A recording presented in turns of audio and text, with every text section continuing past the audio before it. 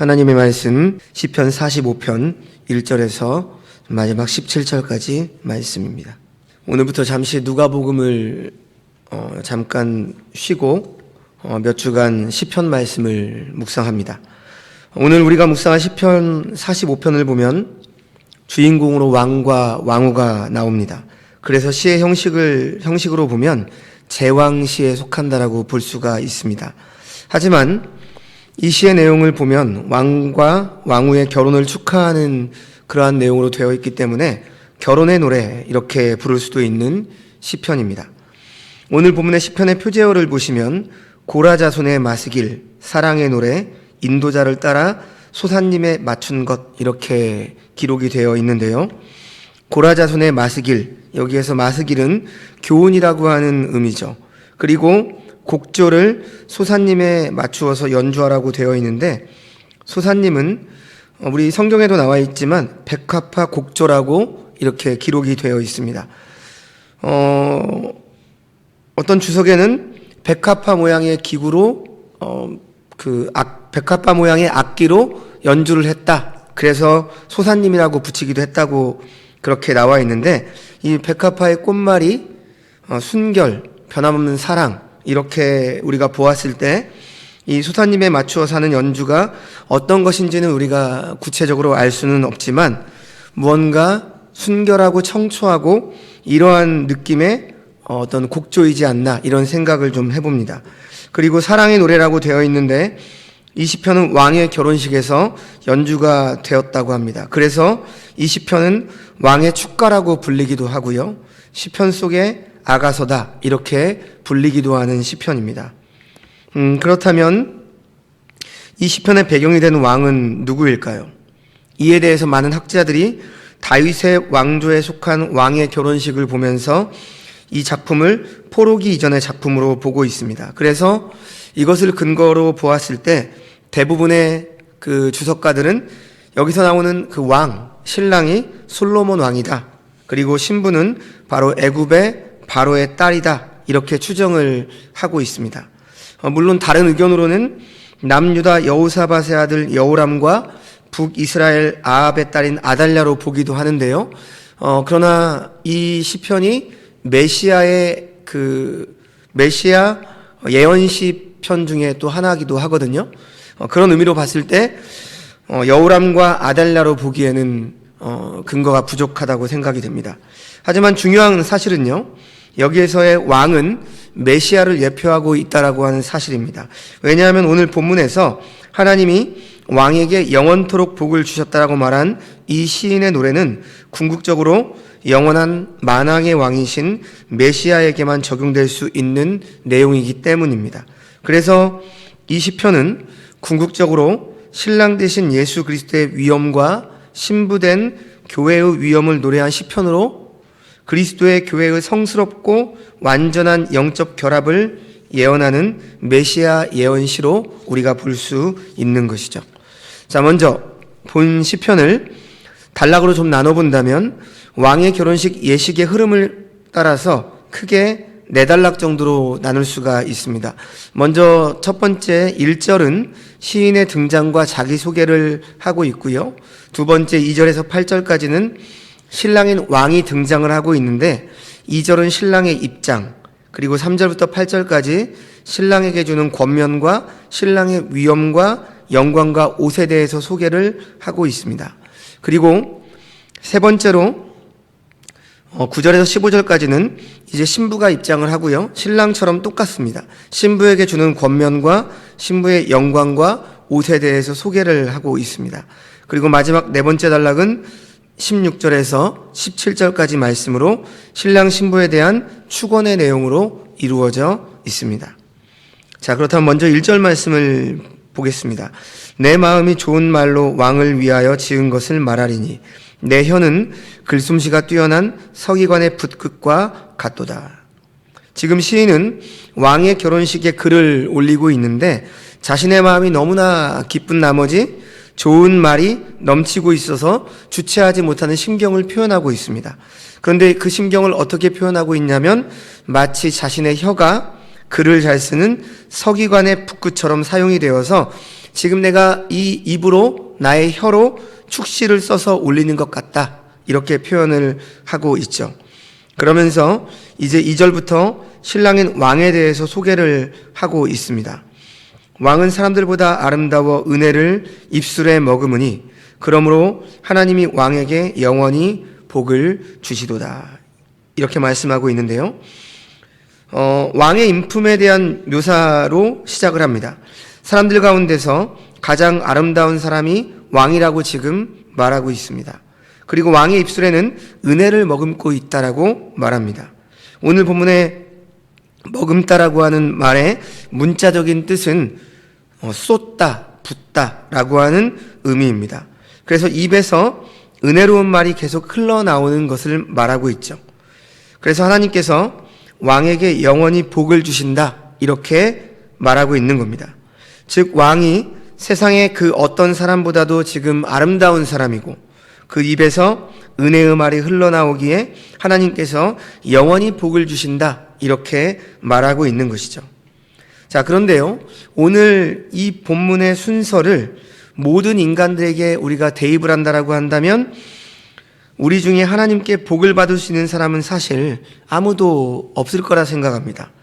우리의 모습이나 삶이 다른 사람보다 더 아름다운 사람이 과연 얼마나 있고 우리의 입에서 은혜의 말이 줄줄 흘러나오는 사람이 얼마나 되겠습니까? 하지만 하나님께서는 우리를 오늘 본문에 반대로 우리를 인도하시는 분이심을 우리가 또한 기억해야 합니다. 하나님께서 우리에게 먼저 복을 주셨죠. 오늘 본문에 보면 그러므로 하나님이 왕에게 영원히 복을 주시도다 이렇게 문장이 되어 있기 때문에 어떤 인과적인 차원에서 우리가 아름답고 은혜를 입술에 머금고 있기 때문에 그 왕이 하나님이 복을 주신다. 우리는 이렇게 생각을 할 수 있습니다. 그러나 오늘 본문에서 이 그러므로라고 하는 그 말로 번역된 히브리어 알켄이라고 하는 이 단어는요, 두 가지 의미로 해석이 될 수 있습니다. 무슨 말이냐면 먼저 오늘 본문처럼 그러므로 영어로 therefore라고 하는데 이러한 의미로 번역이 되기도 하고요. 또 하나는 뭐뭐 때문에 since라고 이렇게 번역이 가능합니다. 따라서 오늘 본문에 그러므로 하나님이 왕에게 영원한 복을 주시도다 라고 하는 이 말씀은 두 번째 번역의 의미로 우리가 해석을 한다면요, 하나님이 왕에게 복을 주셨기 때문에 왕의 용모가 아름답고 입술에서 선한 말이 나올 수 있다라고 해석을 할 수 있습니다. 제 개인적으로는 이 번역이 더 좋은 번역이지 않나 생각을 합니다. 그러므로 이 시편에 나오는 왕이 지금 앞에도 말씀을 드렸지만 솔로몬이라 할지라도 그도 하나님께 복을 받았기 때문에 지혜로운 사람이 된 것이지 그가 지혜로운 사람이었기 때문에 복을 받은 것은 아니란 말이죠. 물론 여기에서 왕을 바로 예수 그리스도라고 우리가 본다라고 한다면 이 말씀은 가능할 수도 있습니다. 그러므로 두 가지 해석이 절대적으로 어떤 해석이 옳다 이런 말씀을 드리는 건 아니고요. 하지만 이러한 그 두 가지 해석의 의미로 보았을 때 반대로 인과적인 차원이 아니라 뒤에 문장 때문에 앞에 문장이 가능할 수 있다라고 하는 것이죠. 자, 다음으로 이제 하나님께 영원한 복을 받은 왕의 모습에 대해서 3절에서 5절 말씀이 이렇게 증거를 하고 있습니다. 용사여 칼을 허리에 차고 왕의 영화와 위엄을 입으소서. 왕은 진리와 온유와 공의를 위하여 왕의 위엄을 세우시고 병거에 오르소서. 왕의 오른손이 왕에게 놀라운 일을 가르치리이다. 왕의 화살은 날카로워 왕의 원수의 염통을 뚫으니 만민이 왕의 앞에 엎드러지는도다. 이번에는 왕을 가리켜 지금 용사라고 말하고 있습니다. 전 한글 성경인 개역 한글판에서는 능한 자다 이렇게 번역을 하고 있는데요. 그래서 용사는 강하고 용맹하고 뛰어난 사람을 가리키는 말입니다. 그런데 그의 허리에는 지금 칼을 차고 있고 영화와 위엄을 입고 있다라고 말합니다. 그 왕에게 승리를 거두어 달라고 요청을 하고 있습니다. 그리고 왕이 세워야 할 것, 왕이 전쟁을 치르는 이 대의 명분이 자신의 욕망이 아니라 진리와 온유와 공의라고 말하고 있습니다. 진리는 진실과 견고함을 뜻하죠. 왕에게 따라야 될 확실한 진리의 말씀이 있어야 바른 통치자가 될 수 있습니다. 온유는 겸손을 뜻합니다. 왕은 다스리는 존재이지만 동시에 군림하려고 하지 않음이 바른 통치의 힘이죠. 그리고 공의는 하나님을 닮음에서 오는 공평과 공감입니다.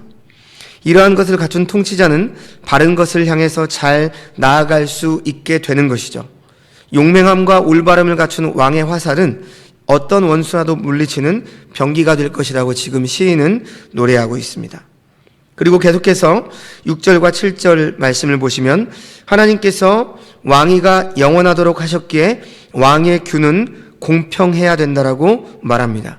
여기서 규는 왕이 드는 지시봉이나 지팡이와 같은 막대기를 말하는 것으로서 왕권을 상징하죠. 그리고 왕이 갖춰야 될 것이 정의를 사랑하고 악을 미워하는 것이다. 이렇게 말씀을 하고 있습니다. 보좌와 규는 왕의 위엄과 권위와 권세를 상징합니다. 왕의 보좌는 영원하고 왕이 다스리는 나라가 영원할 것을 지금 표현하고 있는 것이죠. 그리고 왕은 정의를 사랑하고 악을 미워함으로 하나님이 즐거움의 기름을 왕에게 부어서 왕의 동료들보다 뛰어나게 하셨다라고 말씀하고 있습니다. 왕의 대관식 때 왕에게 기름을 붓는 의식을 행하게 되는데 그것은 하나님이 그 직임에 합당한 은사를 주신다는 의미죠. 왕이 정의를 사랑하고 악을 미워했습니다. 그러므로 하나님께서 다윗 왕을 이을 자로 지명하여 왕위에 앉히시고 그에 합당한 은사를 지금 주셨다. 이렇게 해석할 수 있죠. 그러기에 어떤 사람들보다 뛰어나다라고 하는 것입니다. 그리고 8절 말씀을 보시면 왕의 모든 옷은 모략과 침향과 육개의 향기가 있고 상하궁에서 나오는 현악은 왕을 즐겁게 한다. 이렇게 말씀하고 있죠. 자, 이렇게 시인은 지금 왕을 다양한 측면에서 찬미하고 있습니다. 인격적인 관점에서 그리고 어떤 군사적인 관점에서 통치적인 관점에서 생활적인 관점에서 지금 이 왕을 찬미하고 있습니다. 인격적인 관점에서 진리와 온유와 공의의 품성을 가지고 있고 군사적인 관점에서 전쟁에 능한 용사이고 통치적인 관점에서 공평과 정의로 다스리고 있고 생활적인 관점에서 향기의 옷과 상하궁과 현악의 연주를 듣는다. 이렇게 지금 오늘 시인은 이 신랑된 왕을 묘사하고 찬미하고 있습니다. 이것은 궁극적으로 만왕의 왕으로 오실 예수 그리스도에 대한 예언적 의미를 가지고 있습니다. 우리는 그런 왕의 백성이기도 하지만 이제 다음 절부터 나오는 그런 왕의 아내가 되는 자들이죠. 완전한 그분의 절대적인 사랑을 받는 자들이 바로 우리 성도들임을 우리는 기억해야 합니다. 자, 그래서 계속해서 이제 9절에서 15절 말씀을 보시면 이제 신부인 왕비에 대한, 왕후에 대한 노래로 이어지고 있죠. 9절 말씀을 보십시오. 왕이 가까이 하는 여인들 중에는 왕들의 딸이 있으며 왕후는 오빌의 금으로 꾸미고 왕의 오른쪽에 서도다. 이렇게 말씀합니다. 왕비들 중에는 여왕들의 딸들이 있었다라고 하는 것인데 아까 앞전에도 말씀드렸지만 이 신랑을 솔로몬 왕이라고 했을 때 결혼한 아내도 애굽의 바로 왕의 딸이라고 할 수 있습니다. 솔로몬에게는 아내가 많았죠. 그 중에 많은 아내가 여왕들의 딸들이었습니다. 솔로몬 왕은 영향력을 행사한 국가들에게서 공주들을 아내로 받았죠. 물론 성경은 일부 일처제를 말합니다만 그 당시 고대 근동 어떤 그러한 문화의 영향을 받아서인지 솔로몬 왕도 그 일부 다처제를 드렸던 것으로 우리가 볼 수 있습니다. 하지만 성경적인 것은 아니죠. 하나님께서 그 솔로몬의 그 태도를 결코 기뻐하진 않으셨습니다. 어찌됐든 화평을 위한 정략 결혼입니다. 솔로몬 왕 때 이 말은 반대로 생각한다면 솔로몬 왕 때 그만큼 이스라엘이 강력했다라고 하는 대목을 보여주는 것이죠. 그런데 왕후는 오빌의 금으로 꾸미고 왕의 오른쪽에 선다라고 지금 말씀합니다. 오빌은 지역의 이름인데 그곳은 금산지이고요. 그곳에서 나는 금은 질이 높은 금으로서 귀한 금으로 평가를 받았다고 합니다. 즉 왕후가 지금 이러한 금으로 장식을 하고 있다라고 하는 것은 그만큼 신부로서 존귀한 위치에 있다라고 하는 것을 표현하는 것이죠. 또한 왕후가 왕의 우편에 선 것은 그의 영예로운 위치에 있다라고 하는 것을 말하고 있는 것입니다. 그래서 이어지는 10절에서 12절 말씀을 보시면 신부에게 권면을 하고 있는데 어떻게 권면을 하고 있습니까? 딸이여 듣고 보고 귀를 기울일지어다. 내 백성과 내 아버지의 집을 잊어버릴지어다. 그리하면 왕이 내 아름다움을 사모할지라. 그는 내 주인이시니 너는 그를 경배할지어다. 두로에 따른 예물을 드리고 백성 중 부한 자도 내 얼굴 보기를 원하리로다. 신부에게 권면하는 것은 내 민족과 내 아버지의 집을 잊으라 이렇게 말하고 있습니다. 여러분 신명기에서 이방인을 맞이할 때의 규례에 대해서 이미 말씀을 하셨는데요. 혹 전쟁을 치르다가 마음에 드는 여인을 만나게 되어서 그녀를 아내로 맡기를 원할 때에는 율법에 그녀를 자기 집으로 데리고 와서 머리를 밀고 손톱을 깎고 포로의 옷을 벗고 새 옷을 입히도록 했다고 합니다. 그리고 한 달의 말미를 주어서 자기 부모를 생각하며 애고갈 수 있도록 했습니다. 그런 과정을 통해서 결국 이방인의 삶을 정리하고 하나님의 백성의 아내가 될 수 있도록 그렇게 율법에서 규정을 했죠. 그래서 왕의 신부인 왕비에게 자기 민족과 아버지의 집을 잊어라 이렇게 지금 말하고 있는 것은 하나님의 백성이 되었다면 이제는 하나님의 백성으로 살아야 된다라고 하는 의미입니다. 앞에서 말씀드린 것처럼 신랑인 왕을 솔로몬이라고 한다면 지금 왕후가 될 신부는 애굽 공주의 출신이죠. 애굽은 그야말로 우상을 섬겼던 나라죠. 우상적이고도 세속적인 사고와 풍습에 젖어 있는 그 신부에게 이제는 네가 이스라엘 왕과 결혼을 했기 때문에 하나님을 섬기고 하나님의 말씀을 따르는 신부가 되어야 된다. 지금 이렇게 권면하고 있는 것이죠.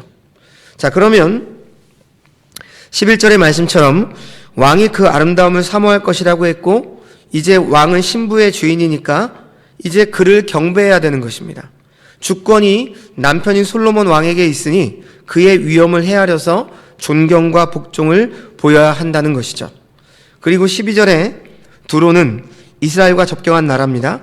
딸은 이스라엘 백성을 시온의 딸로 바벨론 백성을 바벨론 딸이라고 했듯이 두로 백성 곧 이방 백성을 말합니다. 그래서 두로의 딸은 부의 축척으로 인해서 교만한 세상 나라들에 대한 제휴적인 표현이라고 우리가 할 수 있습니다. 그러므로 왕후될 지금 애굽의 공주가 이제 솔로몬 왕을 존경하고 그에게 굴복하는 면모를 보인다면 왕실이 평안하여 권위를 얻게 되는 것이고 이방 왕실들에서 사신들을 통해 선물을 보내올 것이다 라고 지금 말하고 있는 것이죠.